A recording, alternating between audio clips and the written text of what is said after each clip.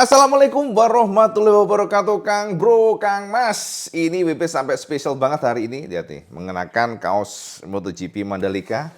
Saking WP ini sangat exciting dengan hari ini, exciting banget soalnya sama tahu sendiri bagaimana kemarin bahwa Pecco Bagnaia, Cak, ngobrak-ngabrik yang namanya record di Asen.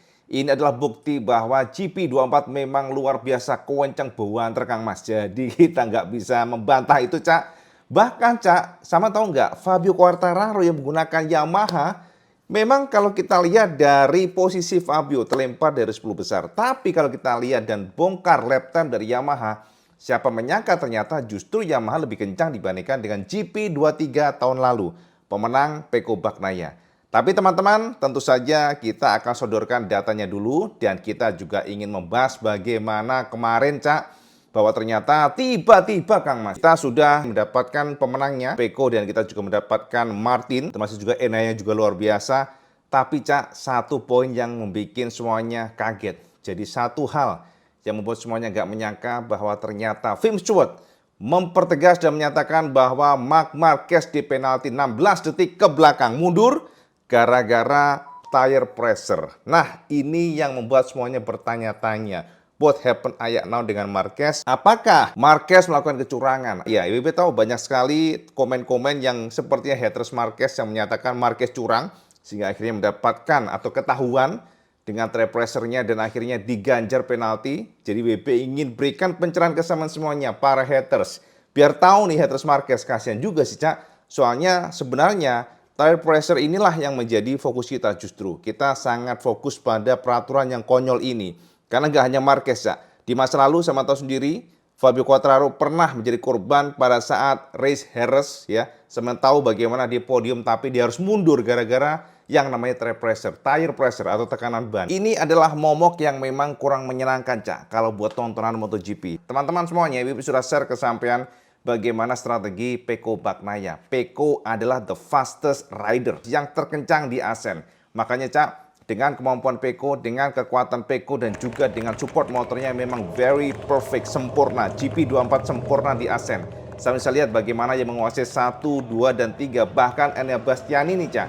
Jika Enea tidak start dari belakang, terbuka kemungkinan Enea akan menjadi tukang recok yang ngerecokin Pecco Bagnaia. Tapi dengan kondisi dia harus start di belakang, dia harus berjuang dengan para pembalap di depannya dan itu membuat akhirnya Enea hanya bisa puas di posisi ketiga. Tapi secara general, kekuatan dari Ducati adalah sangat lincah. Jadi untuk Ducati GP24, konfirmasi dari Viñales memiliki kekuatan dari handlingnya dan juga dari kekuatan untuk masuk ke tikungan sempit. Itu yang tidak bisa dijabarin Aprilia RSGP.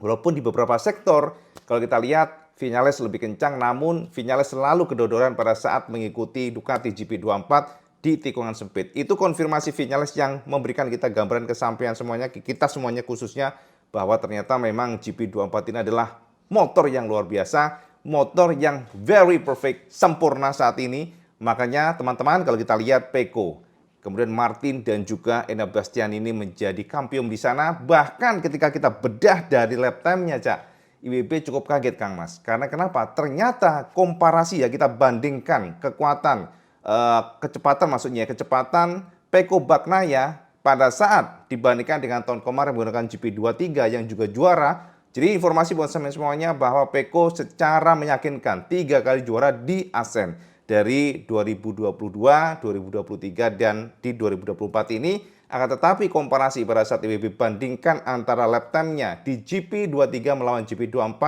ternyata GP24 bisa memangkas 30 detik dibandingkan tahun kemarin. Ini gila, Mas. Jadi ini adalah bukti bahwa GP24 parah kencangnya. Terpangkasnya sampai 30 detik, Cak. Jadi kalau kita membongkar secara teliti ya lap time-nya, sebenarnya sekelas Yamaha pun kalau dibandingkan dengan tahun kemarin improve-nya banyak. Jadi Fabio Quartararo, Cak, kalau kita komparasikan ternyata lebih kencang 6 detik lah ya dibandingkan dengan GP23 Pecco Bagnaia yang juara kemarin. Pecco juara di Asen tahun kemarin dengan total time-nya ya 40,37 detik. Itu untuk yang tahun kemarin menggunakan GP23. Akan tetapi, Cak, di tahun ini ternyata Pecco juara kemarin ya sukses menorehkan waktu hanya 40,07 detik. Jadi terpangkas 30 detik dibandingkan dengan GP23. Artinya Kang Mas, kalau seandainya Marquez menggunakan GP23 tahun ini untuk tahun kemarin, dia bisa mengalahkan kecepatan dari Pecco Bagnaia. Ini adalah gambaran kesamaan semuanya, Cak, betapa kencangnya GP24 dan betapa kencangnya pula Pecco yang memang sangat intens sekali. Pecco tidak pernah melakukan kesalahan dan juga Martin bahkan tidak mampu berbuat apapun walaupun dia berusaha memilih ban berbeda menggunakan ya memang kita tahu start kemarin kan dia mendapatkan penalti, dia mundur 5 posisi mundur dan start di 5 ya dengan 3 posisi ke belakang. Sementara Pecco yang secara meyakinkan sudah langsung memilih ban depan hard, sementara untuk belakangnya soft. Sementara pula Martin memilih yang berbeda di mana ban depannya medium dan belakangnya adalah soft. Itu gambaran kesamaan semuanya bagaimana sempurnanya pasukan GP24 yang dikomandani Pecco, kemudian kedua Martin, dan ketiga Enea Bastian ini yang juga ngacak-ngacak ya pembalap lainnya. Nah teman-teman, dari sekian pembahasan tentu saja ada satu poin yang menarik sekali karena publik juga kaget. Ini menimbulkan pro kontra, bahkan sekelas Frankie Charchedi sebagai chief atau kepala kru atau kepala mekanik lah, sama terserah nyebutnya dari Gresi ini yang mengomandani Marc Marquez sedikit mengeluh karena kenapa Cak? Jadi Cak, ternyata Marquez ini diganjar hukuman penalti hanya gara-gara pada satu lap ya, pada saat dia disodok oleh Enea Bastian ini, ternyata Marquez harus drop. Jadi gini teman-teman, mungkin enaknya gini ya, biar tergambarkan dengan gamblang ya. Jadi Cak, tahun ini sama tahu sendiri bahwa para pembalap pada saat race minggu diharuskan menggunakan tekanan ban yang dipatok, yakni 1,8 bar. Tidak boleh lebih rendah dari itu Cak. Jadi teman-teman, 1,8 bar ini harus range-nya itu mencapai 60% dari race. Jadi sisanya boleh saja, kalau memang drop di bawah 1,8 bar itu nggak apa-apa. Tapi kalau di luar daripada 60% race, maka akan terkena penalti 12 detik ke belakang. Jadi akan mundur ke belakang 12 detik. Sementara untuk race di sprint hari Sabtu, pembalap hanya diganjar 8 detik. Yang celakanya, Cak, kemarin Marquez, Kang Mas ya, kalau sama tahu di balapan, bahkan Marquez sempat melambaikan tangan kepada Fabio Di Giannantonio untuk memberikan jalan ke depan, karena ternyata pada saat dia di depan, posisinya terpressure atau tekanan ban itu semakin drop dan drop. Dan itu membuat khawatir Marquez karena informasi dari timnya. Karena teman-teman, terpressure itu kan ada notifikasi di dashboard para pembalap. Dan di sana, tim Gresi ini sudah memberitahukan kepada Marquez bahwa hati-hati dengan terpressure karena semakin lama semakin drop gara-gara ada 2 poin Cak. Yang pertama adalah Marquez terlalu lama tanpa ada pembalap di depannya. Yang pertama itu, makanya terpressure-nya drop. Jadi untuk tekanan bannya itu turun drastis. Nah, yang kedua adalah cuaca di ASEAN kemarin ternyata cenderung dingin. Informasi kita dapatkan, ada beberapa fase ya, ada beberapa momen di mana ternyata suhu pada saat awan lewat di atas trek sirkuit ASEAN, ternyata suhunya drop hingga 5 derajat Celcius. Dan itu ternyata sudah cukup membuat ban yang seharusnya tidak sampai turun 1,8 bar menjadi turun di bawah 1,8 bar. Itulah membuat akhirnya Marquez melihat informasi dashboard dari Gresi ini, Racing, akhirnya dia memberikan jalan kepada Fabio Di Giannantonio. Dan itu cukup berhasil, Cak. Informasi dari Marquez, dia berusaha mengontrol dari terpressure-nya, dan ternyata ada momen di mana dia akhirnya tidak mampu berbuat banyak setelah disodok keluar oleh Enea Bastian ini, dan itu membuat tire pressure-nya menjadi drop. Dan dropnya itu hanya 0,01 bar dibandingkan dengan yang sudah dipatok. Jadi hanya 1 lap, Cak. Artinya maksimal 14 lap ya. Jadi teman-teman di bawah 1,8 bar boleh, tapi maksimal 14 putaran di ASEAN kemarin. Dan ketika terjadi 15 putaran, ada satu aja lebih dari yang dipatok 14 lap atau putaran, maka itu sudah cukup untuk diganjar penalti. Dan itulah yang saat ini menjadi penekanan Charchedi yang akhirnya juga mengeluh bagaimana mungkin pembalap yang sudah disodok dan pada kondisi yang racing accident, kemudian dia mencoba untuk comeback, tapi tetap diganjar penalti. Padahal gara-gara drop itulah, gara-gara disodok Enea Bastian itulah yang membuat tire pressure yang sudah dikontrol penuh oleh Marquez ini akhirnya tidak mampu diapa-apain lagi. Jadi pada saat slow speed, itulah yang membuat temperatur ban langsung drop kembali. Dan Marquez butuh 2 lap, Cak, untuk mengembalikan supaya dari tekanan ban atau temperatur kembali di angka 1,8 minimal, 1,8 bar.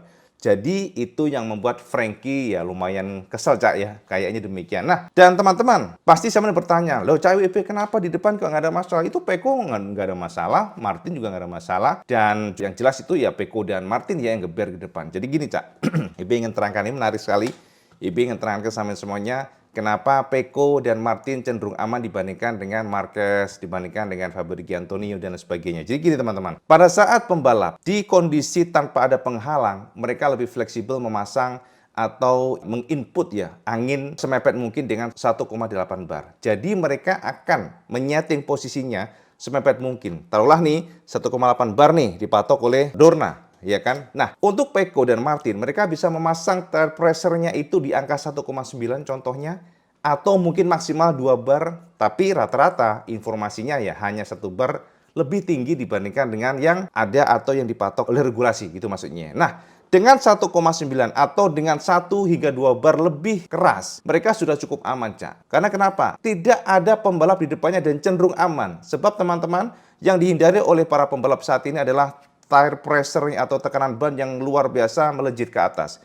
Jadi beberapa informasi secara teknis kita dapatkan ketika tire pressure di atas 2,5 bar, itu handling motor langsung sulit, Cak. Traksi ban juga nggak maksimal. Kemudian juga behavior atau gaya dari motor saat dibelokkan juga sangat sulit. Jadi traksi pun jadi low traction. Makanya selalu ya, settingan dari pembalap adalah bagaimana tim ya maksudnya juga bagaimana menyeting untuk tekanan ban semepet mungkin dengan 1,8 bar. Jadi kalau pembalap yang sudah di depan, mereka nggak akan takut nih, bakal melejit ke atas nggak mungkin. Istilahnya ya kecil lah potensinya. Karena kenapa kan ada fresh air. Jadi ada udara yang benar-benar segar gitu ya, akan mendinginkan ban mereka lah gitu ya. Jadi itu yang membuat para tim atau para pembalap di depan itu lebih fleksibel memasang tire pressure-nya. Jadi potensi untuk benar-benar temperaturnya naik hingga 2,5 bar itu sangat minim. Gara-gara ya nggak mungkin ada pembalap di depannya kan ya potensinya kecil lah. Karena dia di pole position atau dia di grid terdepan. Jadi itulah yang membuat perbedaan dibandingkan dengan pembalap yang race dengan start di posisi 5 atau ke-6. Nah, untuk pembalap yang start dari posisi 5 atau 6, mereka harus betul-betul pintar, Cak. Tim harus pintar. Karena begini, Kang Mas, potensi para pembalap di belakang akan lebih sulit untuk menjaga temperaturnya nggak naik. Karena mereka kan akan lama ya, cukup lama di belakang para pembalap lain, dan ini mereka berjibaku, berduel, sehingga temperatur ban akan dipasang sebisa mungkin bisa saja pada saat start, mereka akan memasang di bawah 1,8 bar.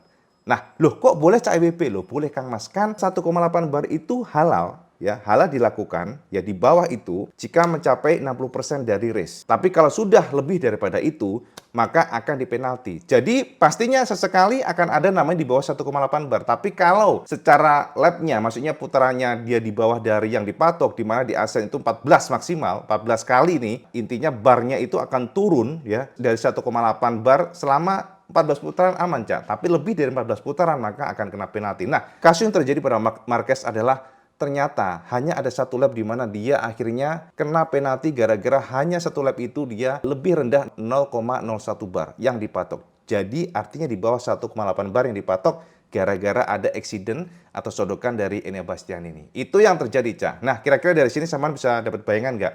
WB agak susah ya menjabarkan, tapi yang jelas adalah, semoga saja sama menangkap ya, yang jelas adalah pembalap di depan, mereka akan bisa fleksibel memasang tire pressure mepet dengan 1,8 bar. Jadi potensi atau kans untuk mendapatkan penalti lebih minim. Gara-gara mereka akan memasang untuk tire pressure-nya itu di atas 1,8 bar aman, Cak. Tapi kalau pembalap di belakangnya memasang dengan angka yang sama, taruhlah nih, Pecco memasang di 1,9 bar. Dan Marquez mengikuti Pecco dengan 1,9 bar ya. Contohnya gitu ya. Pecco bisa tetap termaintain di 1,9 atau 2 bar maksimal, tapi Marquez nggak mungkin di sana, Cak. Pasti Marquez karena dia di belakang para pembalap lainnya, dia akan duel, maka sangat terbuka temperatur ban atau tire pressure-nya akan naik hingga 2,5 sampai dengan 2,7 bar. Itu yang akan membuat pembalap betul-betul sulit. Pembalap akan benar-benar tidak mampu untuk membelokkan motornya, jadi tidak akan mendapatkan traksi maksimal. Itulah yang dihindari oleh para pembalap, sehingga dari kacamata tim, ya, pada saat pembalap di belakang, potensial mereka akan memasang pertama kali ya untuk tire pressure-nya di bawah 1,8 bar, dan mereka sangat percaya bahwa ketika sudah running ya, itu akan naik. Jadi secara umum, maka mereka akan mendapatkan tire pressure-nya di atas 1,8 bar gara-gara ya di belakang pembalap lain, fight untuk duel dan lain sebagainya, dan juga sama tahu sendiri ya bagaimana dirty air yang membuat sangat gampang membuat ban itu akan naik. Kira-kira demikian, Cak. Jadi nggak ada unsur yang namanya licik, nggak ada unsur yang namanya curang, nggak ada, Kang Mas. Justru ini strategi, dan justru para tim juga pusing Kang Mas dengan aturan regulasi tire pressure ini. Karena ya tahu sendiri sampai Marquez pun memberikan jalan kepada Fabrizio Antonio. Ya wes lah, kamu di depan aja ini karena tire pressureku itu lagi turun nih. Jadi terlalu banyak fresh air di depan. Jadi terlalu banyak angin yang segar di depan sehingga akhirnya ya udah sama di depan aja. Aku ngikuti sampean biar banku naik lagi nih tire pressure-nya. Itu yang kira-kira bisa dapat gambar kesamaan semuanya. Dan teman-teman, ternyata Frankie Charchedi selaku dari technical, ya jadi chief dari Marquez, memberikan penekanan bahwa ini sepertinya sangat kocak sekali. Ini adalah sesuatu yang tidak mengenakan ya, karena bagi Frankie justru harusnya ada konsiderasi. Karena kenapa? Sama tahu sendiri bahwa jika MotoGP sudah ada namanya, yo monggo, sama di depan aja deh, tekanan banku sedang naik nih, ini kan nggak lucu. Dan itu dikatakan oleh Frankie Charchedi, yang memberikan penekanan bahwa seharusnya ada yang namanya review ulang lah dengan peraturan ini. Karena bagaimanapun ini tidak bagus buat tontonan, ini juga tidak fair, apalagi jika kita lihat Marquez hanya terperosok 0,01 detik ya. Di bawah dari 1,8 bar itu hanya 0,01 detik, itu aja. Jadi 1,700 ya, 900 gitulah ya Cak ya. Jadi itu yang membuat Frankie pun mengutarakan kekesalannya, Frankie kecewa. Dan inilah yang dikatakan oleh Frankie Charchedi yang kita terjemahkan dari MotoGP. Kami hanya turun 0,01 bar dalam satu lap. Namun kami memiliki data untuk memahami mengapa angkanya lebih rendah dari yang seharusnya. Salah satu hal hebat yang bisa dilihat dalam race MotoGP adalah jika seorang pembalap keluar trek dan kemudian kembali di depan. Tapi masa itu berakhir sebab sekarang apa yang terjadi adalah jika seseorang mengalami benturan atau keluar jalur, mereka akan mendapatkan masalah dengan tekanan ban. Padahal mungkin mereka bisa menjalani balapan yang paling menakjubkan yang pernah ada. Melewati semua pembalap dan kemudian kalian pada akhirnya mendiskualifikasi mereka. Aku yakin semua pembalap akan memasang alarm dan lampu untuk memperingatkan pembalap jika posisi ban mereka rendah saat balapan. Tapi apa yang bisa kalian lakukan? Tiba-tiba melambat dan membiarkan semua pembalap menyusulmu? Tentu kalian tidak ingin melihat itu terjadi. Semua tim sedang mengerjakannya dan aku berharap solusi dapat ditemukan. Itu keluh Charchedi Cak, dari Chief Gresini Racing yang sangat kecewa Cak ya dengan kondisi kemarin bagaimana Marquez yang dipenalti dari posisi 4 yang sudah berjuang keras dan akhirnya harus finish di posisi ke-10. Dan teman-teman tahu nggak yang menarik adalah ternyata ada statement yang ya sangat rileks sekali, santai Marc Marquez ya. Bahkan Marquez juga secara gamblang memberikan pandangannya. Marquez secara santai memberikan pernyataannya bahwa ini memang sangat disayangkan, tapi ya regulasi adalah regulasi, rule is rule, dia akan mengikuti. Namun memang ada baiknya dari pihak FIM-Sport mempertimbangkan bagaimana solusinya ketika ada pembalap lain menghantam seorang pembalap lainnya dan akhirnya seorang pembalap yang dihantam tersebut justru dirugikan gara-gara hanya tire pressure yang drop. Itu yang harus dipikirkan oleh para FIM-Steward. Berikut kata Marquez yang kita terjemahkan dari MotoGP. Sangat disayangkan, tapi peraturan tetaplah peraturan. Kami hanya mencoba diskusi atas penalti dengan steward. Makanya semuanya tertunda. Aku melihat saat balapan tekanan ban sangat rendah. Jadi aku biarkan Dijia menyalipku supaya aku bisa mengatrol lagi tekanan ban. Lalu aku berada di belakangnya sepanjang waktu. Awalnya balapan dan segalanya terkendali. Aku berada di atas tekanan minimum sepanjang waktu, namun berhasil mengendalikannya setelah di belakang Dijia. Akan tetapi semua berantakan ketika terjadi kontak dengan Bastianini di tikungan pertama, di mana dia mendorongku keluar lintasan. Dari sana tekanan ban langsung drop, temperatur ban anjlok dan aku butuh 2 lap untuk menaikkan kembali suhunya. Sayang saat itu kalkulasi sudah masuk ke lap 15 dan dari 14 yang dipatok FIM-Steward untuk mengganjar penalti. Tapi rule is rule, kami tetap melakukan kesalahan. Aku melakukan kesalahan pada hari Sabtu, kami juga melakukan kesalahan pada hari Minggu. Kami adalah sebuah tim, aku mencoba mengendalikan tekanan ban dan semua awalnya terkendali. Yang tidak bisa aku kendalikan adalah jika ada pembalap lain yang bertabrakan denganku. Itu kata Marquez. Jadi, Kang Mas, dari informasi ini wis clear ya. Kenapa Marquez di penalti, kenapa A, kenapa B, jadi nggak ada namanya kecurangan ya. Nggak ada yang namanya, ya sampai tuh haters ya nggak masalah Cak, tapi yang logik gitu loh. Kalau kita kan ya secara data dan fakta, secara bagaimana realnya di MotoGP supaya kita tereducate, kita paham bagaimana MotoGP, bagaimana complicatednya MotoGP sekarang, bagaimana rumitnya, dan dari kacamata pribadi IWB ini sudah nggak fun Cak, udah nggak asik Kang Mas. bagaimana balapan diatur tekanan ban. Lah kepriwe Kang Mas? Soalnya itu tadi kayak kemarin aja Marquez ngasih jalan ke Dija. Ayo monggo kamu di depan dulu deh.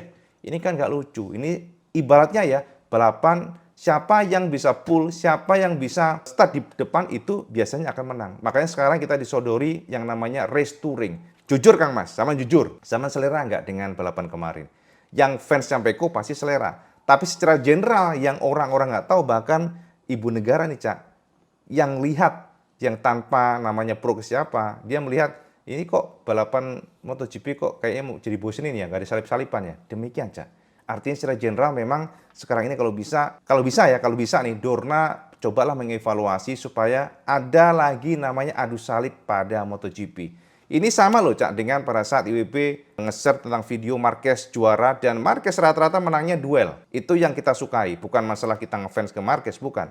Bahkan IWB dulu juga kesel banget sama Marquez pada saat ya ada yang namanya 2015 ya, kelihatannya kayaknya gitu ya menghalangi Rossi karena IWB juga fans berat Rossi sebenarnya.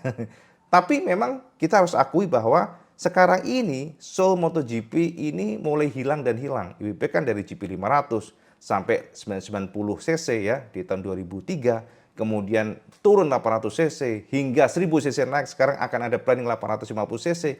Tapi ini memang paling parah nih, era paling parah di mana kita tidak bisa melihat salip-salipan MotoGP setelah, ya jujur aja setelah single ECU Cak, itu memang membuat skalanya berubah.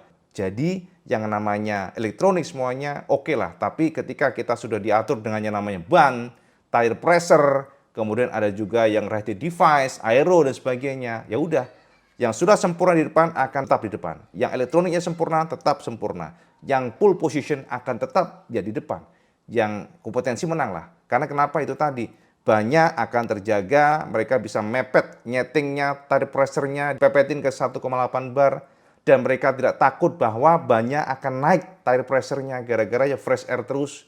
Sebenarnya di belakang mereka harus menyeting serendah mungkin ya dengan kalkulasi jelimet supaya mereka ketika ada kenaikan dari tire pressure-nya pada saat di belakang para pembalap, pada saat duel, pada saat nyalip-nyalip, itu tidaklah yang ekstrim banget. Karena ketika ekstrim tire pressure-nya naiknya, maka handling motor berubah total, traksi motor pun akan berubah total, less traction biasanya, dan pada saat keluar tikungan masuk tikungan bakal ada nervous. Itu bahasanya Cak. Makanya Kang Mas, semoga saja in the future kita tidak lagi disuruh beginilah ya, biar seru, ada duelan, dan apalagi ya dari kacamata kita sungguh konyol sekali setelah finish ya. Kayak ini sama sebenarnya dengan kejadian Fabio Quartararo. Fabio sudah podium 3, harus mundur ke 5 karena di penalti 8 detik pada saat Jerez. Dan akhirnya dari Pedrosa naik ke podium. Itu mengecewakan sekali Yamaha, termasuk juga walaupun Marquez santai, tapi selaku Gresini ya, Gresini Racing Cercedi ya, merasa kesal sekali karena bagaimanapun para tim itu udah bekerja keras. Tim, tidak hanya pembalap ya, justru tim ini yang paling capek Cak. Kalau sampai membedah mengenai MotoGP itu tim yang paling capek.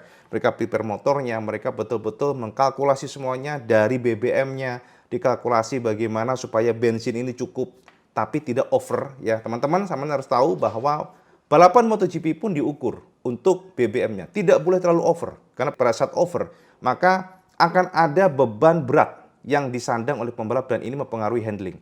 Makanya dikalkulasi bagaimana BBM-nya itu semepet mungkin. Supaya pada saat finish akan selesai, tirus, dan itu akan bagus buat para pembalap supaya lebih cepat, ya power to weight ratio bagus, dan pada akhirnya mereka mendapatkan hasil maksimal. Karena sepersekian milidetik itu penting sekali. Oke Kak Mas ya? Jadi itu gambaran bersama semuanya tentang bagaimana dan apa yang terjadi dengan Marquez. Semoga mencerahkan sampai yang penasaran. Jadi kita lihat seperti apa solusinya nanti di masa depan. Yang jelas adalah tire pressure Kang Mas. Wes pokoknya judulnya mumet dia sih namanya MotoGP semakin mumet. Nah teman-teman ini ada lagi informasi terbaru yang kita dapatkan ya dari Fabio Quartararo yang menyatakan bahwa Fabio sudah mulai ya kita katakan frustasi mungkin Cak ya. Jadi teman-teman sama tahu kan bagaimana Yamaha kemarin membawa engine baru pada saat tes Valencia dan engine ini dibawa oleh mereka di Asen. Nah ternyata Cak dari konfirmasi Fabio setelah race dia merasa bahwa ternyata engine baru ini nggak banyak membantu di Asen. Mungkin Misano bisa membantu Cak, tapi dari karakter Asen konfirmasi dari Fabio ternyata tidak banyak membantu. Dan bahkan dia merasa bahwa harus ada improvisasi atau bagaimana caranya Jepang ini ya, Yamaha khususnya bisa benar-benar menggedor untuk kemampuan motornya. Sebenarnya Cak, kalau sampai nanya, apakah ada improvement Cak IWB? Ada Kang Mas. Development Yamaha itu sangat kelihatan melejit. Bahkan kalau kita lihat atau kita bongkar mengenai untuk waktunya. Jadi teman-teman, pada saat kemarin kita lihat untuk lap time, bukan lap time sih, total ya, total time mungkin ya, pada saat finish, Fabio Quartararo ternyata lebih cepat 6 detik dibandingkan dengan GP23 Pecco yang menang tahun kemarin. Ini menarik ya. Jadi teman-teman harus tahu, ada improvement yang luar biasa dari M1 sebenarnya dibandingkan dengan tahun 2023. Di mana di tahun ini ternyata Fabio secara lap time ya, dari total semuanya setelah finish lebih cepat 6 detik dibandingkan dengan GP23 pemenang Pecco tahun kemarin. Artinya ada improvement. Akan tetapi Kang Mas belum cukup, Cak. Itu masalahnya. Karena pada saat Yamaha improve, pabrikan Jepang improve, dilalah Kang Mas yang pabrikan Eropa improve-nya malah 3 kali lipat dibandingkan dengan tahun kemarin. Makanya kalau kita perhatikan, jangan kaget jika secara lap time break record, selalu begitu ya. Jadi lap time-nya dipecahkan, tahun ini dipecahkan, hampir semua sirkuit tahun ini Pecco Bagnaia ataupun Martin memecahkan record di tahun kemarin ataupun tahun sebelumnya. Jadi ini artinya pengembangan Ducati GP24 luar biasa, very fast, very consistent, very agile. Jadi kalau kita lihat, Cak, kalau di masa lalu kan motor ada kelemahannya nih. Oh, RCV kenceng nih di sini, tapi di sirkuit ini kurang. Tapi kalau kita lihat ini gila nih, GP24 itu kencang di semua sirkuit. Sirkuit sempit kencang, sirkuit yang lurus, banyak lurusnya kencang. Jadi memang almost no weakness. Itu yang mengerikan, Cak. Makanya teman-teman, kita lihat bagaimana perjuangan dari para pasukan non-Ducati yang kesulitan untuk mendekati mereka. Dan ini sebenarnya nggak bagus. Ini sebenarnya tidak bagus. Karena tontonannya terlalu monoton. Loh, Cak WP, tapi kan masa lalu Honda menguasai, tapi kok nggak ada yang komplain? Cak, Honda masa lalu menguasai, tapi ada adu salib, Kang Mas. Itu yang sampai harus teliti. Jadi ada cucu-cucuan, ada, aduh udah sodok-sodokan. Tapi sekarang kayak touringnya benar-benar, wah jauh banget. Ya, ini sebenarnya bentuk kekecewaan IWB dengan tontonan Asen yang ya tidak ada adu salib, ya monoton. Justru kita agak seru yang lihat di pasukan Fabio Di Antonio, Marquez, ada Viñales dan juga Pedro Acosta, itu lumayan seru. Tapi kalau yang Martin dan juga Pecco terlalu superior, GP24 terlalu luar biasa, sehingga akhirnya ya udah kita lihat touring aja, Cak, yang di depan. Oke Kang Mas ya. Jadi itu yang kita dapatkan dari Yamaha, dan sekali lagi Fabio nge-push banget kepada Yamaha. Kalau bisa ayo terus diimprove, karena bagaimana untuk mengejar pasukan Eropa tidak gampang ya. Jadi mereka butuh effort yang memang luar biasa berat. Tapi Yamaha is Yamaha. IWB pikir Honda dan juga Yamaha akan tetap berjuang. Pasukan Jepang walaupun sekarang masih belum mendapatkan ritmenya, belum mendapatkan peaknya, tapi WB yakin sih suatu saat nanti akan kencang. Ya, itu Cak yang bisa WB share ke teman semuanya. Dan teman-teman, yang paling terakhir buat teman semuanya ya, sebelum kita tutup ya Kang Mas ya, ternyata dapat konfirmasi dari Joan Mir bahwa dia cukup kecewa, Cak. Jadi Joan Mir betul-betul merasa kesal, karena kenapa? Dia merasa bahwa justru sekarang ini makin lama problem dari Honda ini semakin tanpa solusi. Dia merasa demikian. Jadi Joan Mir mengatakan bahwa entah kenapa motor RCV yang terbaru ini kurang balance. Itu kata Joan Mir. Jadi pada saat dulu di masa lalu problemnya adalah rear tire, tapi sekarang justru yang depan juga problem. Dan yang menarik adalah konfirmasi dari Joan Mir pada saat dia mencoba untuk keluar tikungan, tapi ternyata justru pada kondisi yang seharusnya tidak crash, tapi dia crash. Itu yang dikecewakan oleh Joan Mir. Jadi dia berharap akan ada solusi dari Honda yang memang saat ini suffering. Nah, teman-teman, sebagai penutupan tentu kita nggak afdol. Sesuai dengan karakter IWB ya. Ciri khas IWB yang selalu menyodorkan sampai semuanya untuk, nah ini dia Cak, untuk mengetahui bagaimana dengan hasil kemarin, IWB sudah siapkan beberapa simulasi yang jelas yang IWB katakan sampai semuanya tadi, di mana Pecco Bagnaia di tahun kemarin 2023, ini dia nih Cak. Di Asen, Pecco menorehkan lap ya dengan total 40,37 detik. Di sini, Cak. Sementara Bezzecchi kemarin juga posisi kedua dengan gap yang cukup mepet dengan 1,2 detik. Jadi ini menggunakan GP23, Bezzecchi menggunakan GP22. Gapnya nggak jauh, Kang Mas. Nah, ini adalah gambaran bagaimana kekuatan dari GP23 dan GP24 yang memang jomplang banget. Sekali lagi, Saman lihat di sini 40,37 detik ya, sekitar itulah. Kemudian kita lihat bagaimana hasil kemarin Kang Mas. Saman pasti akan tercengang. Ini dia Cak, Pecco Bagnaia berhasil menjadi juara dengan GP24-nya dan menorehkan lap totalnya ya, time-nya adalah 40,07 detik. Artinya Cak terkoreksi 30 detik dibandingkan dengan tahun kemarin. Ini Cak, sama itu di sini ya. Jadi tadi 40,37 detik dan kemarin 40,07 detik. Artinya terkoreksi 30 detik, sama bayangkan saja. 1 detik aja jauh. Ini 30 detik. Ini adalah bukti ya bahwa GP24 memang gendeng tenan Kang Mas. Nah, sementara Martin di sini, Cak, Martin hanya terpaut 3,6 detik dan yang menguasai pasukan di depan adalah 1, 2, 3 ini adalah GP24. Sementara Marquez seharusnya finish kelima ya, terpaksa gara-gara kena tire pressure dipelorotin ya. Jadi dimundurin 16 detik dari posisi aslinya sehingga Fabio naik akhirnya dari posisi 5 ke 4. Fabio Antonio dan Marquez akhirnya harus puas di posisi ke-10. Jadi Marquez harus mundur ke 10 di belakang Morbidelli gara-gara tire pressure, hukuman penalti mundur ke belakang. Jadi teman-teman, kelima akhirnya Viñales, 6 Brad Binder, 7 Alex Marquez, 8 Rod Fernandez, 9 Morbidelli, 10 Marc Marquez, 11 Jack Miller, dan 12 Fabio Quartararo yang juga mengeluh kondisi dari Yamaha yang masih belum oke. 13 Zarco terbaik di sini, Cak, untuk Honda, 14 Fernandez, 15 Oliveira, 16 Nakagami, dan Marini ke-17. Acosta sayang sekali, Cak, sudah sangat bagus banget Pedro Acosta kemarin, tapi gara-gara dia crash, maka dia tanpa mengoleksi poin termasuk Joan Mir dan Marco Bezzecchi. Jadi Bezzecchi ini memang sangat problem, kita juga sangat kaget, gak menyangka sih Bezzecchi suffering ini menggunakan GP23. Lalu not finish first lap itu adalah Alex Rins yang akhirnya dikatakan konfirmasi yang kita dapatkan Rins diragukan untuk next race karena dia mengalami cedera dengan tulangnya, Cak. Itu yang bisa IWB share sama semuanya. Nah teman-teman, kita intip kemudian untuk fast lap each rider-nya. Yes, ini dia, Cak. Ini adalah penekanan IWB sekali lagi. Bagaimana luar biasanya Pecco dan Martin. Pecco unbeatable. Pecco benar-benar kencang. Pecco Bagnaia menorehkan lap time terbaik dengan 1 menit 31.866 detik dan tidak ada seorang pun pembalap yang mampu mengalahkannya, ya, mampu mendongkelnya. Martin pun yang kemarin identik secara lap time ternyata pada hari Minggu tanpa bisa berbuat banyak. Martin menorehkan best lap 1 menit 31.919 detik, tapi cukup di situ, Cak. Akhirnya Martin menyerah, Martin mundur, dan kemudian ketiga Fabio Di Giannantonio yang ternyata juga kencang banget. Lalu keempat Enea Bastianini yang ternyata di bawah Fabio Di Giannantonio, dan kemudian baru Marc Marquez. Untuk fastest lap each rider-nya disusul Maverick Viñales, kemudian Pedro Acosta, Binder, Alex Marquez, Jack Miller, dan yang terakhir adalah Marco Bezzecchi. Ini adalah gambaran kesamaan semuanya bagaimana ritme untuk time attacking-nya, Cak. Sekali lagi ini time attacking, jadi fastest lap-nya each rider-nya.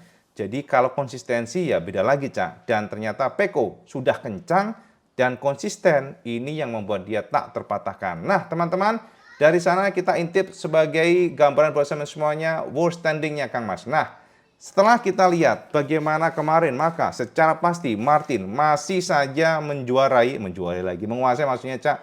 Tapi ya gapnya semakin didekati Pecco. Pecco yang sebelumnya terport 15 poin, maka pada penutupan race ascent makin mendekat dengan hanya gap 10 poin saja. Ini gila, Mas. Ini adalah gambaran grafik di mana Pecco biasanya memang bagus di pertengahan musim ke sana. Nah, ini yang akan menjadi tantangan Martin. Apakah Martin mampu menahan kemampuan Pecco? Dan ketiga, Marc Marquez yang kehilangan 7 poin, Cak. Dari harusnya 13 poin di posisi 4, dia dilempar ke 10, maka Marquez bertambah 6 poin sehingga dia akhirnya harus puas di posisi ketiga dan semakin menjauh dari Martin dengan gap 58 poin atau mengoleksi total 142 poin. Lalu Bastian ini 136 angka, semakin mendekati ke atas. Viñales kelima, Pedro Acosta ke-6, Brad Binder ke-7, 8 Di Giannantonio, 9 Espargaro, dan 10 Alex Marquez, 11 Bezzecchi, 12 Rod Fernandez, kemudian Morbidelli, Quartararo 14, Miller 15, Oliveira 16, Fernandez 17, Mir. Dan yang paling terakhir tentunya yang tetapnya, Cak. Sekali lagi pembalap tetapnya adalah Luca Marini yang zone point atau 0 point. Dan Bradle kemudian juga Savadori sebagai test rider di belakang, Mas. Nah, untuk World Championship, Cak, Ducati, Aprilia, KTM, Yamaha, Honda, itu wes pokoknya tidak berubah, Kang Mas. IWB nggak akan ulang-ulang. Dan kemudian tim Ducati Lenovo menjadi penguasa tentunya. Dan yang paling terakhir adalah Repsol Honda Team. Ini adalah gambaran kesamaan semuanya. Bagaimana untuk klasifikasi, klasemen sementara, ya, untuk pembalapnya yang mana bisa kita pastikan bahwa ternyata Pecco is the best. Pecco makin mendekati dan Pecco adalah salah satu ancaman serius bagi Jorge Martin. Informasi tambahan buat sampean bahwa ternyata secara official baru saja dikonfirmasi oleh Gresini Racing bahwa Alex Marquez akan tetap bersama mereka. Jadi Alex Marquez per hari ini menandatangani kontrak perpanjangan untuk 2025 dan 2026. Informasi juga super hot bahwa ternyata bos dari Pramac Racing yang sudah akan hengkang ke Yamaha tahun depan memberikan kesempatan kepada Andrea Iannone untuk jajal Yamaha M1. Itu jika Iannone mau dan jika Iannone secara bulat memantapkan tekadnya untuk meninggalkan Ducati dan bergabung dengan Yamaha, maka bos dari Pramac memberikan kesempatan kepada Iannone mengingat hubungan mereka di masa lalu sangat baik sehingga sekarang pun di tahun depan mereka ingin Iannone ambil bagian untuk ngetes dahulu dan mereka akan melihat seperti apa hasilnya, Cak. Jadi ada pintu terbuka buat Iannone untuk kembali ke MotoGP. Oke Kang Mas ya, jadi itu gambaran bersama semuanya tentang sekilas race Asen kemarin. Jadi kita tunggu seperti apa sepak terjang dari Pecco dan Marquez yang sekarang masih berusaha untuk mencoba mendekati dari GP24 yang terlalu superior, tapi ya kita akan tetap mantau lah ya, soalnya beda track biasanya kan beda hasil, beda output. Dan teman-teman yang paling terakhir update buat semuanya, ternyata kita mendapatkan informasi bahwa dilalah Kang Mas, kita sepertinya akan kehilangan Kazakhstan di tahun ini karena ternyata ada informasi di mana untuk race Kazakhstan terancam tidak bisa digelar tahun ini. Jadi setelah kemarin maju mundur, termasuk juga India yang nggak jelas yang akan ditarik ke tahun depan. Dan finally tidak jadi ya, akhirnya akan dilakukan di tahun depan dan ternyata Kazakhstan indikasinya ternyata tidak bisa digelar tahun ini. Sepertinya kita tinggal tunggu saja pernyataan lengkap dari Dorna tentang ini, Cak. Nah, dan yang paling terakhir mungkin teman-teman penasaran ada apa dengan Viñales pada saat last corner, kenapa dia langsung kayak melakukan kesalahan dan disalip oleh Marquez kemarin pada saat race, itu gara-gara angin yang kencang. Jadi memang teman-teman Asen Belanda kemarin adalah sebuah sirkuit yang windy, jadi anginnya kencang. Jadi jangan heran kalau hasilnya pun ya maksudnya kestabilan motor juga terganggu. Dan itu yang menjadi gambaran buat semuanya. Oke Kang Mas ya, jadi itu Cak informasi IWB yang mungkin panjang banget, mohon maaf nih. Saking kita pengen clearin semuanya, jadi IWB ingin nge-share kesampaian tentang detail seperti apa, tire pressure yang memang rumit sekali. Kita berharap nanti di masa depan gak adalah aturan-aturan begini Cak. Kalau bisa kita buang aja, aeronya kita buang ya, karena alasan Michelin itu satu Cak. Ya, mereka nggak mau disalahin gara-gara aero Cak. Jadi Michelin merasa mereka sudah do the best. Tapi mereka nggak mampu berbuat apapun gara-gara aero membuat ban itu tidak bernafas sama sekali. Jadi tidak ada cooling system, tidak ada rehat sama sekali. Mungkin nggak cooling system ya bahasanya, rehat ya. Kalau dulu tanpa ada aero pada saat keluar tikungan ada wheelie sedikit. Dan itu sudah cukup untuk membantu pendinginan ban. Tapi sekarang gara-gara aero yang menekan atau memaksa ban itu ditekan terus ke aspal, itu membuat kondisi ban mendapatkan pressure yang luar biasa dan ban tak ada jeda sama sekali untuk menurunkan tire pressure-nya gara-gara yang heat atau panas yang berlebih. Jadi kita akan berharap lah ya di masa depan bagaimana pengaturan dari Dorna, walaupun kita tahu di tahun 2027 sudah ada pengaturan tentang aero, tapi kita berharap ada sesuatu yang membuat kita nggak perlu lagi yang disodori dengan namanya ban, tire pressure yang membuat tontonan membosankan Cak. Mosok malah sampai ngasih jalan kepada pembalap lainnya kan lucu ini. Selama IWB melihat MotoGP dari GP 500 sampai dengan 2024 ini baru sekarang nih Cak. 2024 ini yang rumit banget ya. Oke Kang Mas ya, itu Cak update benar bersama semuanya, semoga mencerahkan dan coba saman komen di bawah kira-kira. Menurut saman gimana? Apakah saman suka dengan aturan tire pressure dan sebagainya itu dan apakah saman setuju dengan IWB dan apakah saman nggak setuju dengan pendapat IWB? Saman komen di bawah, kita akan diskusikan bareng-bareng. Itu aja Cak update benaran tentang pasca race Asen. Semencerahkan semuanya dan kalau suka video ini like, share, dan subscribe. Ojo lili Kang Mas sampai sholat 5 waktu karena itu paling penting. Assalamualaikum warahmatullahi wabarakatuh. Salam Skandes.